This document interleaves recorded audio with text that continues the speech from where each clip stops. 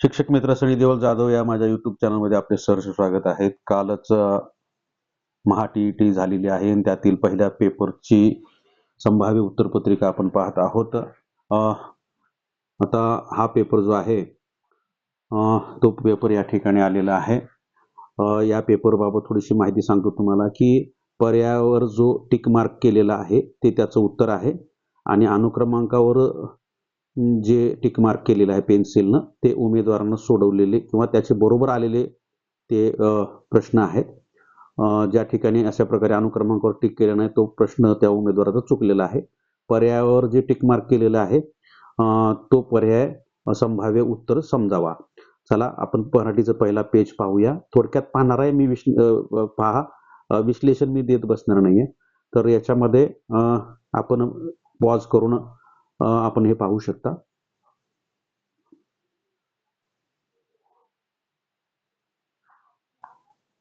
Pause करून तुम्ही एक एक पेज पाहून तुमच्या उत्तरपत्रिका चेक करू शकता. आपला कोणताही ABCD कोड असू द्या, त्या ABCD कोड साठी सुद्धा ही संभाव्य उत्तरपत्रिका उपयोगी पडेल. प्रश्नाचा क्रम फक्त खालीवर असतो, बाकी सगळं त्याच्यामध्ये बरोबर असतं. चला दुसऱ्या पेजकडे जाऊया आपण. दुसऱ्या पेजकडे जाऊया. आपण व्हिडिओ पॉज करून वगैरे आपण पाहू शकता. हे दुसरं पेज आहे मराठी विषयाचं. आपल्याला माहिती आहे मराठीचे 30 प्रश्न असतात पहिल्या पेपरला. खूप सुंदर प्रश्नपत्रिका होती. फारच सोपी होती असा सूर सगळीकडून दिसत आहे.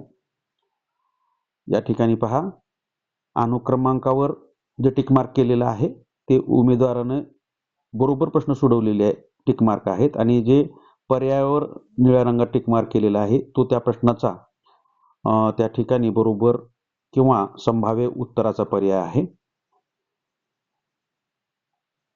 चला तिसऱ्या पेजकडे जाऊया आपण. व्हिडिओ आपल्याला छोटा करायचा आहे. आपल्याला उपयोग होईल अशा प्रकारे व्हिडिओ करण्याचा हा प्रयत्न आहे. हे मराठीचे 30 प्रश्न संपलेले त्या ठिकाणी. पुन्हा एकदा सांगतो की अनुक्रमांकावर जे टिक मार्क केलेले आहे ते उमेदवाराने सोडवलेले आणि बरोबर आलेले प्रश्न आहेत, आणि पर्यायावर ज्या ठिकाणी टिक मार्क केलेला आहे ते जे पर्याय आहेत ते संभाव्य उत्तराचे पर्याय असू शकतात. त्यानंतर इंग्रजीचा भाग सुरू होतो. आपल्याकडे कोणत्याही कोडची उत्तरपत्रिका असू द्या, प्रश्नाचा क्रम खालीवर असतो, बाकी प्रश्न तेच असतात. खूप सुंदर असे हे प्रश्न होते. पर्यायाच्या अनुक्रमांकावर टिक मार्क केले आहे ते संभाव्य उत्तराचे पर्याय आहेत.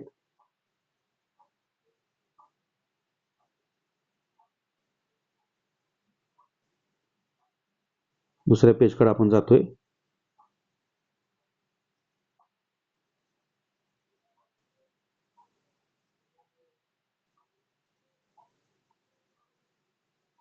आपण मध्ये मध्ये थांबून सुद्धा आपण ते पाहू शकता.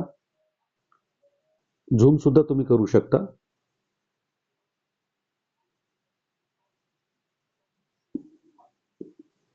मी थोडा वेळ थांबेन प्रत्येक पेजवर. तर पुढच्या पेजवर जाऊया. एकूण आपले 18 पेज आहेत आपल्या कामाचे. बाकी इंग्रजी जे ट्रान्सलेटेड प्रश्न आहेत ते मी काही घेतले नाहीत व्हिडिओमध्ये.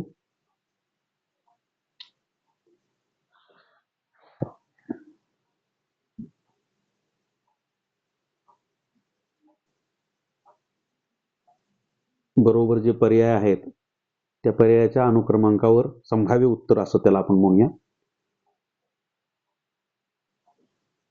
आपण अनेक वेगवेगळ्या तज्ञ मार्गदर्शकाचे मार्गदर्शन घेऊन आणि पुस्तकं चाळून या ठिकाणी हे संभाव्य उत्तरपत्रिका मी तयार केलेली आहे. अप्रॉक्स 3 ते 4 मार्काचा यामध्ये प्रश्न फरक पडेल. बाकी एक प्रश्न तर रद्द होऊ शकतो. सांध्याचा जो प्रश्न आहे तो रद्द होऊ शकतो. बाकी संभाव्य उत्तरपत्रिका जी येणार आहे ते उत्तरपत्रिकाने आपली जी सोडवलेली उत्तर आहे त्याच्यामध्ये हार्डली 3 ते 4 गुणांचा फरक पडेल. मानसशास्त्राचे हे प्रश्न आहेत. खूप सुंदर अशी प्रश्नपत्रिका होती. ज्याने एखादा महिना कंटिन्यू अभ्यास केला आहे त्याला अतिशय पेपर सोपा गेलेला असणार आहे. 100 मार्कापर्यंत तो सहज जाऊ शकतो.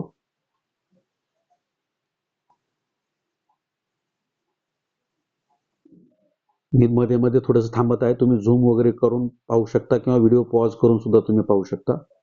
तर दुसऱ्या पेजवर आपण जाणार आहेत.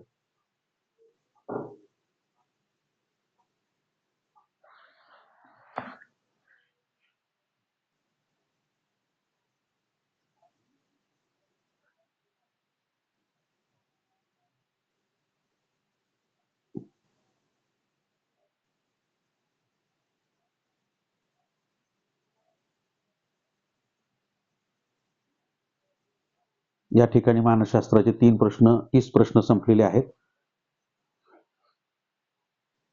पर्यायावर जे टिक मार्क केलेलं आहे ते पर्याय संभाव्य उत्तराचे पर्याय समजावेत. प्रश्नाच्या अनुक्रमांकावर जे टिक केले पेन्सिलनं ते उमेदवाराने सोडवलेले जे बरोबर आलेले प्रश्न आहेत त्यावरती टिक मार्क केलेला आहे. मानसशास्त्र 90 पर्यंत झालेलं आहे. त्यानंतर गणिताचा भाग आहे. गणिताचे प्रश्न या ठिकाणी आपण पाहूया. आलेखावर अतिशय सोपे असे प्रश्न होते. आलेख हा बहुतेक लोकांना सोपा जाणारा घटक असतो.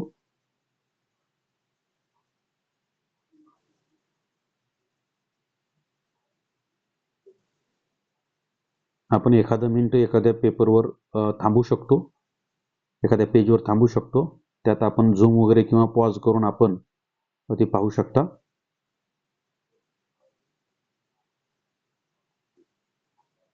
गणित सुद्धा अगदी स्कॉलरशिप नवोदय या स्तरावरचं गणित होतं.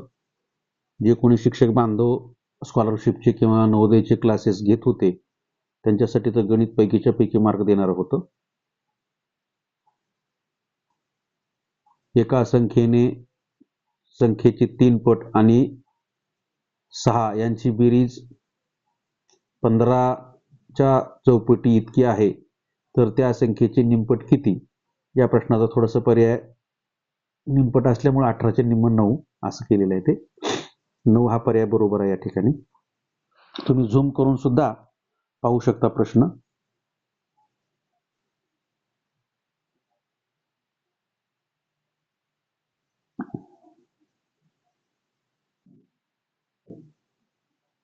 या ठिकाणी बरेच जण ह्या प्रश्नाला चुकलेले आहेत.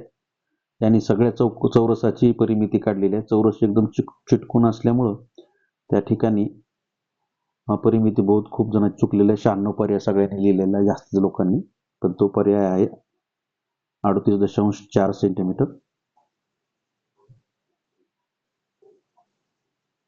परिसर अभ्यास सुरू झालेला आहे. परिसर अभ्यास खूप सोपं होतं. परिसर अभ्यास बघा, पहिला प्रश्न तर किती सोपा आहे. अजिंठा लेणी कोणत्या जिल्ह्यात आहे? खूप सोपा प्रश्न होता. जे पर्यायावर बरोबर चिन्ह केलेलं आहे, टिक मार्क केले आहे ते बरोबर हे पर्याय आहेत, बरोबर संभाव्य उत्तरे आहेत. या ठिकाणी एका 124 क्रमांकाच्या प्रश्नावर टिक मार्क केलेलं नाहीये. मी त्याच्यामध्ये थोडंसं जम्बलिंग होतं म्हणून केलेलं नाहीये. तर अपारदर्शक हा पर्याय या ठिकाणी बरोबर दिसतो. अपारदर्शक हा पर्याय मला बरोबर वाटतो, पण मी खात्री नसल्यामुळे मी ते केला नाही. तर अपारदर्शक हा पर्याय त्या ठिकाणी कन्सिडर करायला हरकत नाही.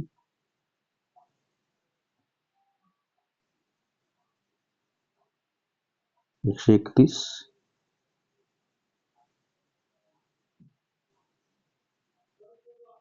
हा जो प्रश्न आहे सांध्याचा प्रश्न जो आहे, खाली सांध्याचे प्रकार व हाड यांच्या जोड्या दिल्या आहेत. त्यातील अयोग्य जोडीचा पर्याय शोधा असं म्हटलेलं आहे. पण हा प्रश्न बहुतेक थोडासा चुकला असं वाटतंय. कोणी आक्षेप घेतला असेल तर हा प्रश्न रद्द होऊ शकतो, म्हणून त्या ठिकाणी कुठेही टिक केलेलं नाहीये मी. त्याच्यातली जी तिसरी जोडी आहे ती बरोबर वाटते, म्हणजे योग्य आहे जोडी ती.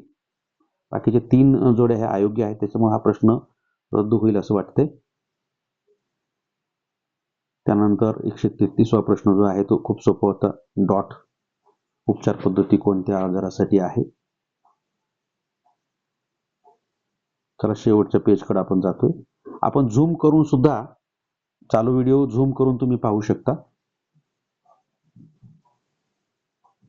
शेवटच्या पेजवर आपण आलेलो आहोत. खूप सोपा पेपर.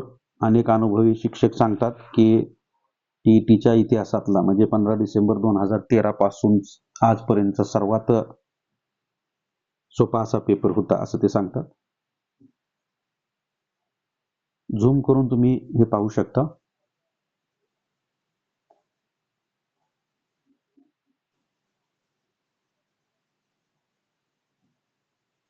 या ठिकाणी हा 146वा जो प्रश्न आहे याचं उत्तर उपराष्ट्रपती कन्सिडर धरावे. उपराष्ट्रपती या ठिकाणी पंतप्रधानावर टिक जरी केलं असलं तरी उपराष्ट्रपती कन्सिडर करावं त्या ठिकाणी. 4 नंबरचा पर्याय.